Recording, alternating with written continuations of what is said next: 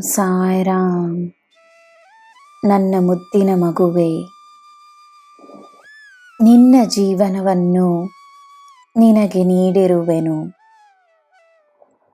ಜೀವನವನ್ನು ಸಂಪೂರ್ಣವಾಗಿ ಅನುಭವಿಸು. ಬೇರೆಯವರ ಜೀವನ ಅವರದೇ ಆಗಿರಲಿ.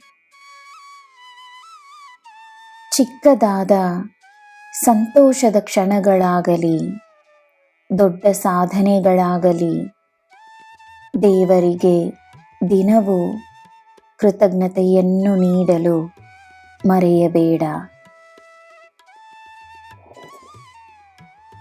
ನೀನು ಪ್ರಾರಂಭಿಸುವ ಕಾರ್ಯ ನಿನಗೆ ಯಶಸ್ಸನ್ನು ನೀಡುತ್ತದೆ. ಅತಿಯಾಗಿ ಯೋಚಿಸಬೇಡ. ನಿನ್ನ ಕೆಲಸವನ್ನು ನೀನು ಮಾಡು. ನೆನಪಿರಲಿ, ನಿನ್ನ ಕೆಲಸವನ್ನು ಮೌನವಾಗಿ ಮಾಡಿಕೊಂಡು ಬಾ. ಅದೇ ರೀತಿ ನಿನ್ನ ಯಶಸ್ಸಿನಲ್ಲಿ ನಮ್ರತೆ ಇರಲಿ. ಯಶಸ್ಸಿನಲ್ಲಿ ನಮ್ರತೆ ಇದ್ದಾಗ ನಿನ್ನ ಸಾಧನೆ ಮಹಾ ಸಾಧನೆಯಾಗುತ್ತದೆ.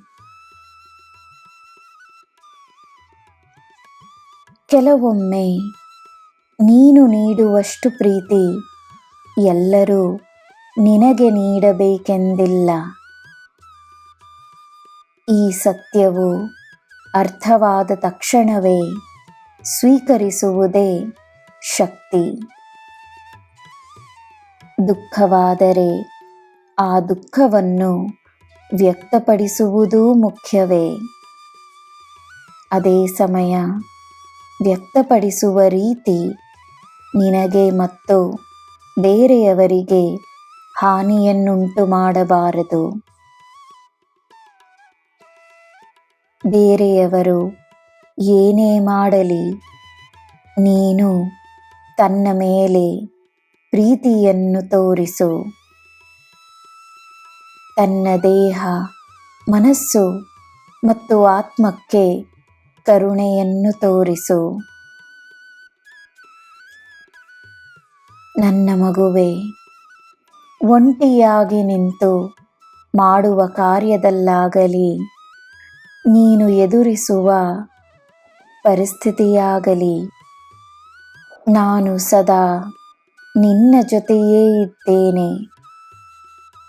ನೀನು ತನ್ನ ಮೇಲೆ ತೋರಿಸುವ ಪ್ರೀತಿ ಬಹಳ ಮುಖ್ಯ. ಅದು ಶ್ರೇಷ್ಠವಾದುದು.